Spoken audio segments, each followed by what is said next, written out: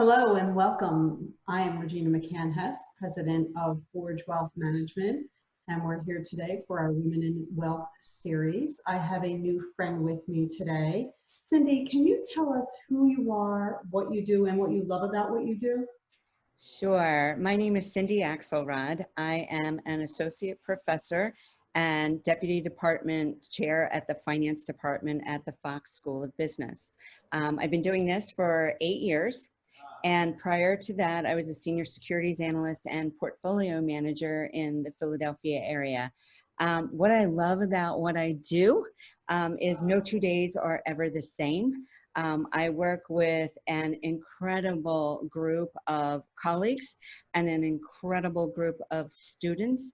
And it's a pleasure teaching my students everything that I possibly can about the investment world and the financial planning world. And it's wonderful working with such a talented group of colleagues within the finance department and the Fox School of Business. Yeah, it's fascinating because I see how you could weave your previous career into being a professor at the Fox School of Business. So I can't imagine how much that brings to the table for the kids that you teach. It's wonderful. I love what I do. One of the best things is that it's not just my classroom. You know, Monday, Wednesday, Friday from 10 to 11 is class. It's all day. That even while we're on Zoom here, and we're obviously this is during the summer, I'm still speaking to a number of students on Zoom, on the phone, FaceTime, whatever it may be. That it's not confined to the classroom time. It's great. Yeah, yeah. And you were mentioning that right at the beginning of the pandemic, you and Fox School Business literally went overnight, right online, and didn't miss a beat. And I think that's so impressive. And it speaks volumes to the commitment that Temple has to the program, Yes. that you and your colleagues have to the program as well. So congratulations for that. Thank you. It was really a smooth transition. You know, one quite frankly that I was nervous about, but really once you started doing it, and we all gained the confidence to say, "Hey, this is easy," just like you and I are doing this right now. You set up a Zoom meeting, you press a button, and off you go.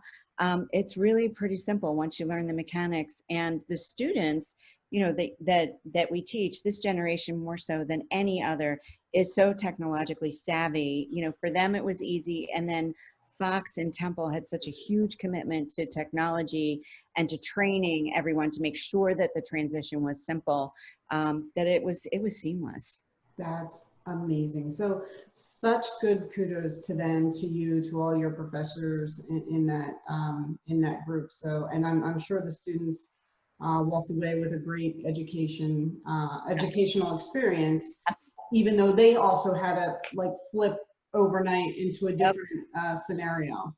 Yep.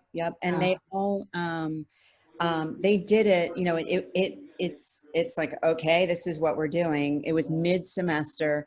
They all did it, not without a few bumps in the road, but you know, by making it a little higher touch, you know, making sure that we're all available to our students at any time, in addition to office hours and whatnot, through email, through, you know, I give out my cell phone number to my students. So they knew that, you know, it worked, and, you know, can you meet with me at X on Zoom? And it was easy. It was really easy. That's great to hear. That's great to hear. It was So nice. you've also, you know, you've had a pretty long career as a professor and in the investment world. Yes. What are some of the challenges in either role that you have experienced as a professional woman? As a professional woman, the big Some of the challenge. challenges. Yeah, the big challenge, and more so in industry, I would say, than academia, is and you probably see this too, is you're the only woman in the room. You know, still, exactly. I noticed that, you know, I started in the industry back on a very auspicious date on October 19th, 1987. So I've been doing this a long time. That was, you know, Black Monday.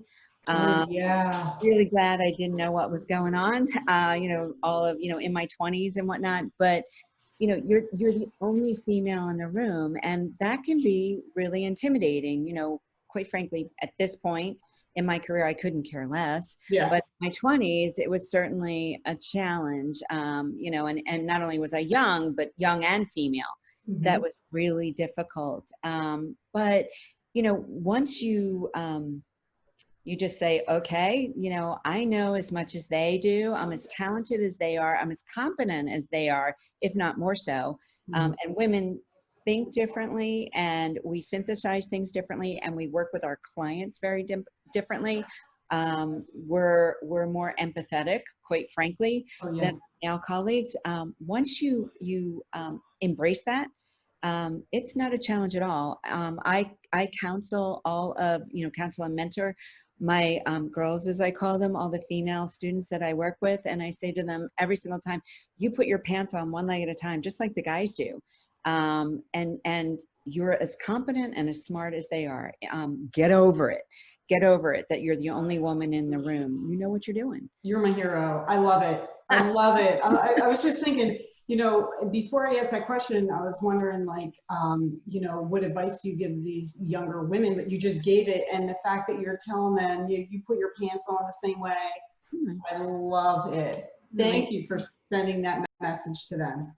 You know, quite frankly, what I've found is, you know, okay, I'm the only woman in the room, and they all think, you know, I'm not as bright as they are, so I use that to my advantage. And you know, you go in, you shake their hand just like anybody else, and you go show them what you're made of.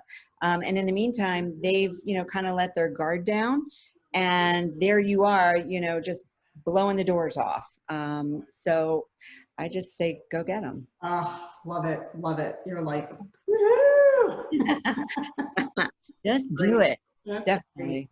Cindy, with all the changes in 2020, the year that will never end, and we'll just keep having more things happen to us, You know, how are you, or are you changing the way you plan for your future? are you talking about it like in a financial sense? Is that, Yeah, yeah. What are you doing for you? What are you doing to look out for you? I look at this as it's an opportunity. Mhm. You know, you should be, and I have a philosophy of in your investment portfolio, whatever you own has to earn the right to be in your portfolio each and every day, every day. I look at something like this as, you know, I'm not investing, and my clients aren't investing for one day, 1 month, 2 months, 6 months, 1 year. We're investing for the long term. This is truly an opportunity that if you loved a stock and it was trading at, you know, 20 times earnings, or it was trading at $50 per share, and now it's cheaper, as long as the fundamentals are, you can see to the other side. I mean, obviously, you know, we've taken a pause here, Mhm. but, you know, stocks are on sale. It's Mhm. almost like, you walk into Macy's or Bloomingdale's or wherever you may shop, and you buy a sweater, and then you find the next week that it's on sale by 20%, that they've reduced the price by 20%.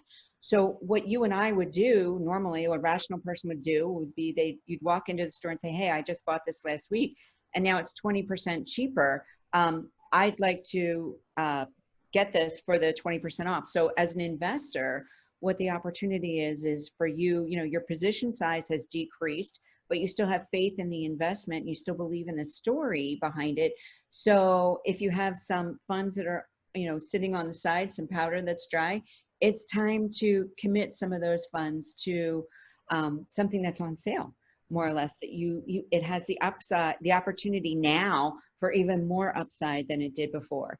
The same token is you need to review those positions in your portfolio that you're a little squeamish about, that may not be doing as well as they were, or you can't see the tunnel on the other side. Now, the psychology of that is it's always hard to sell a stock when it's declined, particularly if it's below what you bought it at. But quite frankly, the amount of time and energy that you waste on saying, oh my gosh, when is this stock, you know, and you're wringing your hands, and when is this stock going to go back up? And I'll just wait until it hits my buy price again, and then I'll sell it. But you've missed out on the opportunity for taking those funds and putting into, you know, one of those stocks that you believed in, or one of those stocks that you thought you missed the buying opportunity for, you've wasted your time and you've wasted your opportunity.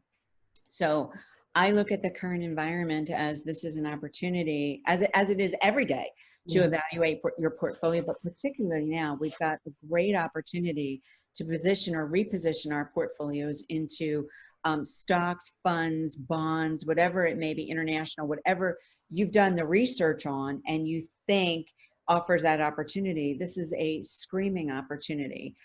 If we looked at things, if we roll back the clock here, 2008 would have been another great opportunity to do something like that. That if you had had the courage and the stamina and the belief in your research, you know, that this is what my research is indicating on this particular company, fund, bond, whatever it may be, and you step up and you commit to that, the upside that you would have reached until the most recent correction, which quite frankly, we all knew that we were overdue on this correction. It's one of the longest bull markets, if not even the longest bull market on history, that we were due for a pullback, and pullbacks are opportunities. That's the way I've always looked at it, that we're not going to, these stocks aren't going to stay depressed, or bonds or whatever your investment is, forever, that this is an opportunity to step in and swing. Yeah, that's great. That's a we carry the very similar investment objective and viewpoint on that. It's time to, especially. Yeah, that's great. That's great. And look forward on things instead of looking in the rear view mirror. Yes. Well, this was a lot of fun. Thank you for joining me. This is fun. I'm so glad we got together finally. Yeah, I know. But I want to thank everyone for joining us on the Women in Wealth series, especially my guest, Cindy Axelrod. Anytime. And our friends at Temple Fox School of Business. We are very, very close with them. We have one of their graduates working as part of our team. So we are very fond of our team over there. Absolutely.